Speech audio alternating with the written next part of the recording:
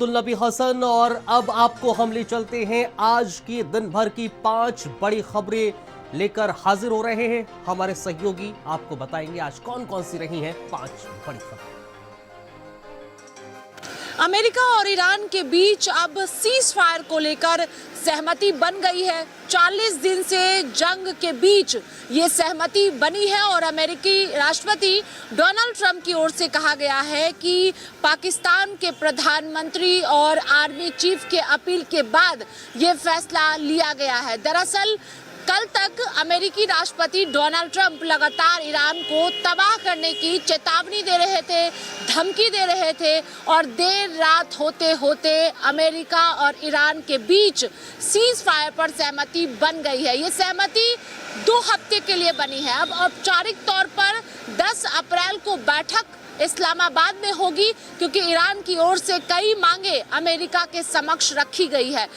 अब इन सभी मुद्दों को लेकर 10 तारीख को बातचीत होगी, लेकिन फिलहाल सीज फायर का ऐलान कर दिया गया है और पाकिस्तान का जिक्र अमेरिकी राष्ट्रपति की ओर से किया गया है, ईरान की ओर से भी किया गया है। अब देखना होगा जब 10 तारीख को बैठक होगी, लेकिन अमेरिकी राष्ट्रपति डोनाल्ड ट्रंप लगातार ईरान को धमकी देते हुए नजर आ रहे थे और अचानक यू टर्न डोनाल्ड ट्रंप की ओर से लिया गया है। सीज फायर पर सहमति बन गई है। मेरठ के शास्त्री नगर सेंटर मार्केट की सीलिंग को लेकर बुधवार को दूसरे दिन भी हंगामा जारी रहा। व्यापारियों ने सड़क पर बैठकर सीलिंग का विरोध किया। इस दौरान एक व्यापारी की तबीयत भी बिगड़ गई, जिसे आनंद फानंद में अस्पताल में भर्ती रहा। सीलिंग की कार्रवाई के दौरान महिलाएं फूट फूट कर रही और कारोबारियों ने कहा वो बर्बाद हो गए, अब वो क्या करेंगे। इमारतें, स्कूल, अस्पताल और मैरिज हॉल भी इस सीलिंग की कार्रवाई में शामिल है। दरअसल सुप्रीम कोर्ट ने सेंटर मार्केट में 44 संपत्तियों को सील करने का आदेश दिया था। आदेश मंगलवार शाम व्यापारियों को लिखित रूप में मिला। बुधवार सुबह आवास विकास परिषद की 60 टीमों ने सीलिंग की कार्रवाई शुरू कर दी। अब सेंटर मार्केट की इन संपत्तियों को सील कर दिया गया है। सुप्रीम कोर्ट ने मेरठ के पूर्व कमिश्नर ऋषिकेश भास्कर यशोद और आवास विकास के चेयरमैन गुरु प्रसाद को तलब किया था।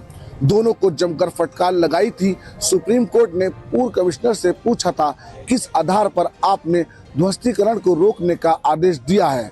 पूर्व कमिश्नर की तरफ से बताया गया कि कोर्ट के आदेश की तामील यानी दुकान नंबर 661/6 के ध्वस्तीकरण के बाद कारोबारियों की बैठक बुलाई गई थी। इस बैठक में कुछ मिनट्स तैयार किए गए थे। ये सुझाव थे, आदेश नहीं। इस पर कोर्ट ने नाराजगी जताते हुए कहा इसे आप मिनट्स कहते हैं। गुरु प्रसाद ने कोर्ट को बताया था कि कमिश्नर के आदेश को बाद ही उन्होंने कार्रवाई नहीं की थी। अब कोर्ट ने कमिश्नर से पूरे मामले में फटकार लगाते हुए स्पष्टीकरण मांगा है। फिलहाल सेंटर मार्केट की इन संपत्तियों को सील तो कर दिया गया है, लेकिन कारोबारियों में अभी भी रोष है। 9 अप्रैल को कारोबारियों ने इसके विरोध में पूरे मेरठ बंद का आह्वान किया है और व्यापारियों ने प्रशासन को एक बड़े आंदोलन की चेतावनी भी दी है। कानपुर पुलिस ने जामताड़ा के ठगों को भी ठगने वाले गिरोह का खुलासा किया है। दरअसल कानपुर कमिश्नरेट पुलिस को लगातार शिकायत मिल रही थी कि कानपुर के रेवना थाना क्षेत्र के अंतर्गत एक रेवना गांव है, जहां पर एनसीआरबी जो पोर्टल होता है वहां पर सबसे ज्यादा मोबाइल ट्रैफिक का जो रेड अलर्ट होता है वो मिल रहा था और लगातार पूरे देश से अलग अलग राज्यों से शिकायतें आ रही थी कि यहां से लोगों के साथ साइबर ठगी की जा रही है, जिसके चलते एक टीम गठित की गई थी जो कई महीनों से काम कर रही थी। वहीं पुलिस ने आज चारों तरफ घेराबंदी करते हुए ड्रोन सर्विलांस करते हुए पूरे गांव को घेरा और उसके बाद वहां पर दबिश दी गई, जिसमें एक ही गांव के 20 लोगों को गिरफ्तार कर जेल भेजा है। दरअसल ये पूरा गैंग गांव में एक प्राइवेट कंपनी की तरह काम कर रहा था और खेतों में बैठकर लोगों के साथ साइबर ठगी की घटना को अंजाम दे रहा था। वहीं पुलिस कमिश्नर ने खुलासा करते हुए बताया कि लगातार कर्नाटक, तमिलनाडु और पश्चिम बंगाल अलग अलग जगहों से लोगों की शिकायतें आ रही थी कि कानपुर से उनके साथ साइबर फ्रॉड किया जा रहा है। उनके पास कॉल आ रही हैं, जिसके चलते लगातार जो टीम है वो मॉनिटरिंग कर रही थी और पुलिस का यह भी कहना है कि जैसे ही इनको दबिश देने के लिए गाँव में जाया जाता था तो ये साइबर ठग जो है वो वहां से निकलकर सभी लोग अलग अलग जगहों पर जहां पर ये काम करते थे वहां फरार हो जाते थे, जिसके चलते ये पुलिस की गिरफ्त में नहीं आ रहे थे। वहीं लगातार इनके पर निगरानी रखी गई, ड्रोन से सर्विलांस किया गया और उसके बाद एक बड़ी सफलता मिली है। जब पूरे गांव को ड्रोन से सर्विलांस करने के बाद घेराबंदी की गई, टारगेट लॉक किया गया, उसके बाद पूरे गांव को पुलिस ने घेरा और वहां पर एक साथ 20 लोगों को गिरफ्तार किया है। वहीं पुलिस का कहना है कि अभी भी 17 से अधिक लोग जो हैं वो फरार हैं, जिनकी तलाश जो है पुलिस कर रही है।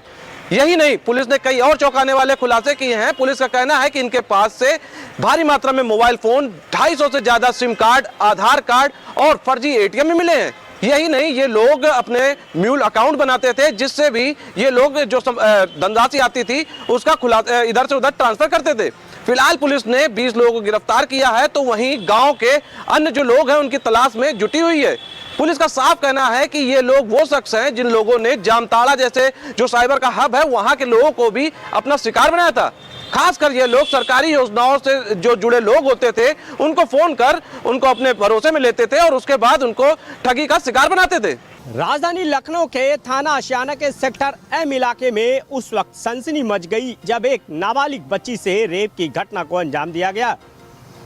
निर्माणाधीन मकान में 5 युवक नाबालिग बच्ची को लेकर छत पर गए थे और उसको पहले बंधक बनाया गया और उसके बाद उसके साथ रेप की घटना को अंजाम दिया गया। बच्ची की आवाज सुनकर जो स्थानीय लोग हैं वो मौके पे पहुंचे, जिसके बाद 112 पर पुलिस को सूचना दी गई। मौके पे पुलिस पहुंची और बच्ची को सकुशल सुरक्षित निकाला गया। इसके बाद जो 5 आरोपी हैं उनको हिरासत में लेकर उनसे पूछताछ की गई है। नाबालिग बच्ची 12 वर्षीय है और उसका अब इलाज लोकबंधु हॉस्पिटल में चल रहा है। ये बताया गया है कि पुलिस की पूछताछ में बच्ची ने बताया है कि 5 में से एक युवक ने उसके साथ उसे बंधक बनाकर जबरन उसके साथ रेप की घटना को कारित किया है।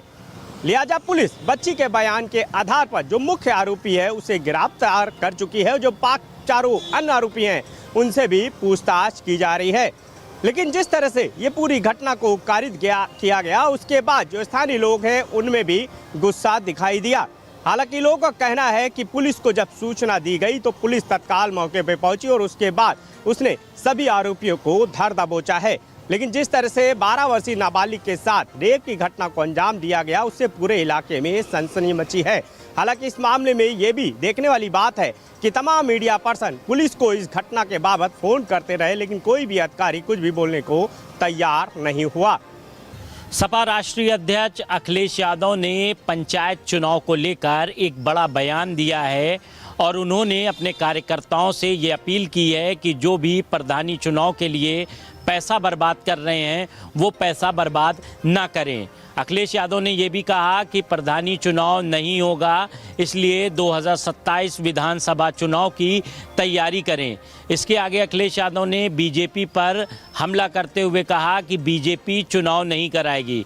तो अखिलेश यादव के इस बयान के बाद कहीं ना कहीं सियासी पारा भी हाई हो गया, क्योंकि लंबे समय से पंचायत चुनाव की लोग तैयारी कर रहे थे, ख़ास तौर से ग्रामीण क्षेत्रों में जहां पर प्रधानी के लिए लोगों ने पैसे भी खर्च कर दिए थे। अब अखिलेश यादव के इस बयान के बाद कहीं ना कहीं जिन्होंने तैयारी कर रखी थी वो अब सोच में पड़ गए हैं कि आखिर क्या किया जाए। अभी भी पंचायत चुनाव को लेकर वक्त बचा हुआ है, मई में कार्यकाल समाप्त होगा, लेकिन जिस तरह से अभी चुनाव लेट हो रहा है उससे ये साफ है कि हाल फिलहाल में चुनाव होना मुश्किल है। अब अखिलेश यादव के इस बयान के बाद जो तमाम सपा से जुड़े हुए कार्यकर्ता थे, प्रत्याशी थे या प्रधान थे, वो सोच में पड़ गए हैं कि वो आगे क्या करें, क्योंकि अखिलेश यादव ने ये साफ किया है कि चुनाव अभी नहीं बीजेपी करवाएगी, इसलिए वो 2027 विधानसभा चुनाव की तैयारी करें। विधानसभा चुनाव 2027 में है। अखिलेश यादव लगातार अपने तमाम कार्यकर्ताओं को ये नसीहत दे रहे हैं कि बूथ स्तर पर काम करें और इधर उधर की बातों में न उलझें। बीजेपी पर भी लगातार अखिलेश यादव हमलावर हैं। उसी कड़ी में अखिलेश यादव ने पंचायत चुनाव को लेकर बीजेपी पर ये बड़ा आरोप लगाया है कि बीजेपी पंचायत चुनाव नहीं कराना चाहती है और लोग अपना पैसा बर्बाद ना करें।